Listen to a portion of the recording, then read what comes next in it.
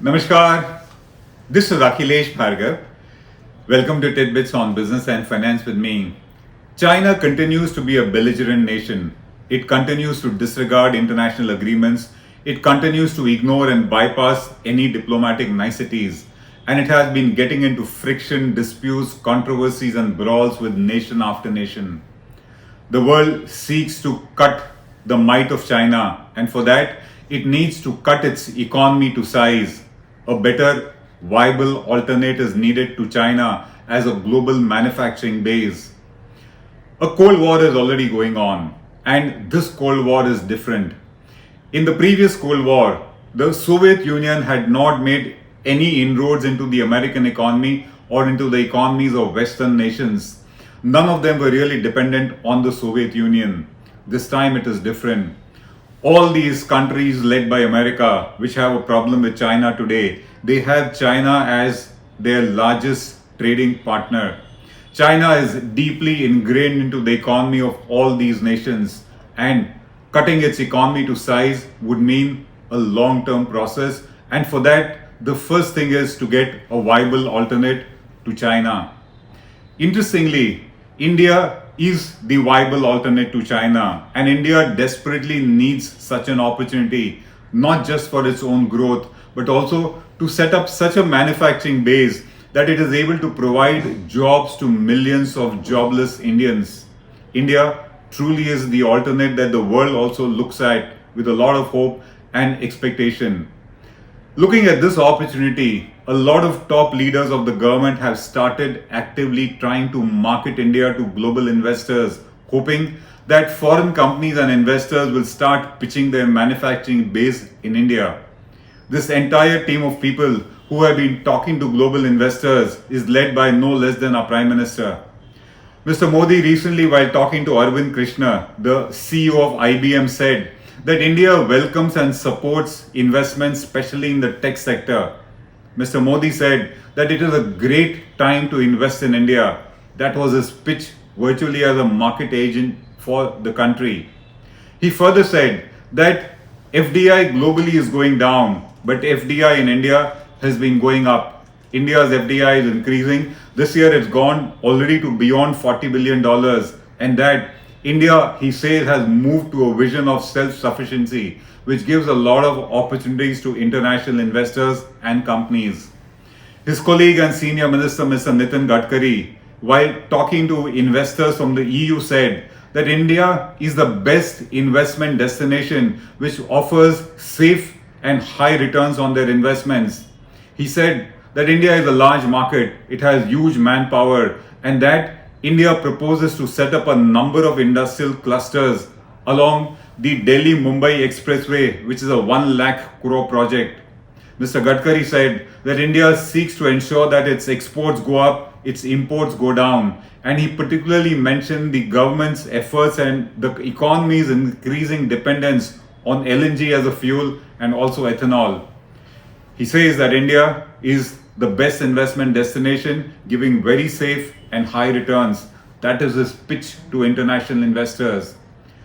Mr. Piyush Goyal, while talking to foreign pension funds and sovereign funds, said that the government is working on preparing a ready land bank. By having a ready land bank, he says, investors will not need to make multiple trips to India to identify the land that they need.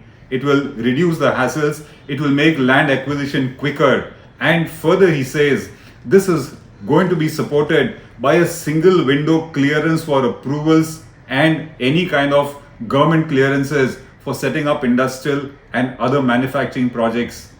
He says that investments and investors will get full support by way of policies, processes and regulations, and that governance is going to be open, transparent and equitable.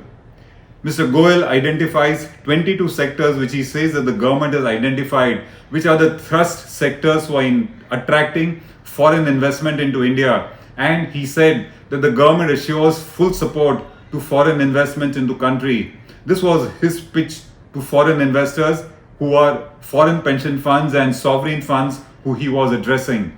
Talking to Japanese banks and investors, Mr. Suresh Prabhu, who is India's Sherpa to the G20 nations, he said that there is tremendous scope for Japanese banks and investors to invest in India, especially in its rail and metro segments. He told his audience that Japan is a right partner for India and India is a right investment destination for Japan. A top Silicon Valley investor says that the next 10 years are going to be India's golden moments in sectors of technology, pharmaceuticals, logistics, e-commerce and manufacturing.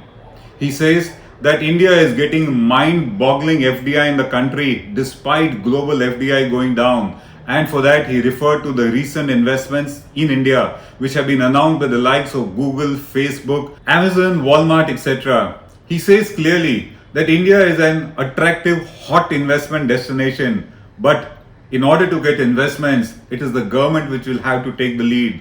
In other words, it is the government which will have to be responsible for attracting investments into the country. These are the marketing pitches of Indian leaders, of course keen to get foreign investment into the country in bigger volumes. Let us see what the international agencies have to say about India as an investment destination. The IMF says that India needs further reforms in order to attract larger volumes of foreign investment into the country.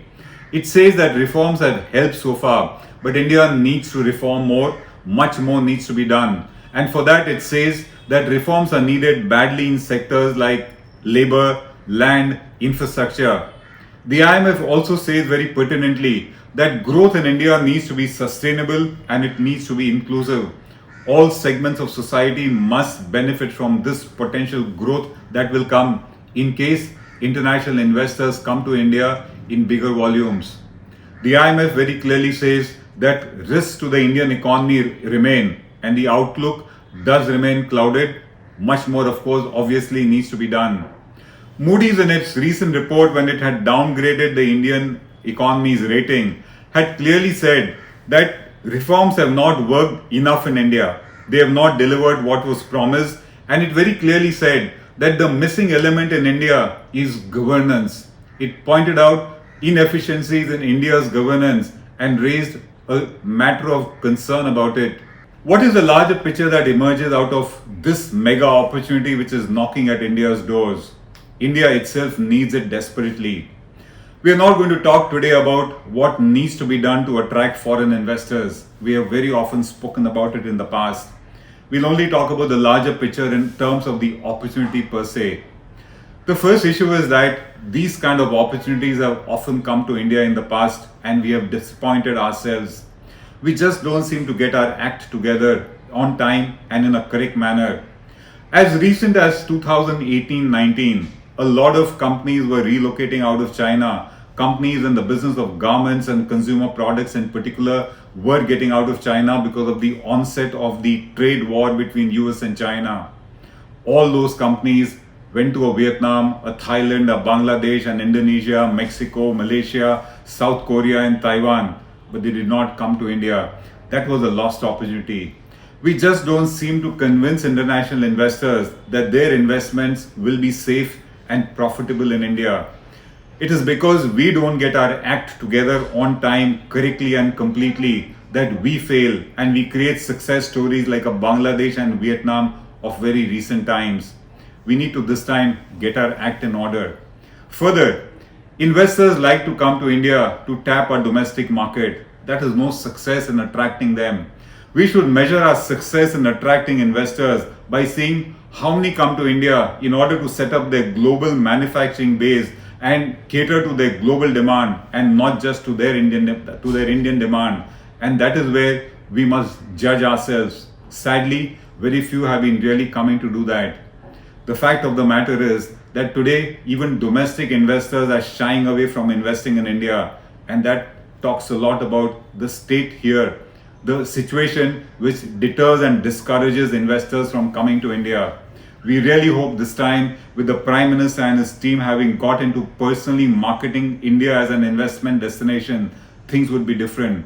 And whether things are different or not, let the investor say himself by putting money into India. Ministers talking that it is a great place is not going to be enough, and that is not the benchmark to check whether we succeeded in this endeavor or not. This is Akhilesh Bhargava signing off till we meet again. Namaskar. Now be the first to know about the latest updates on our new news app. Go on your Android or iOS, search for HW News Network.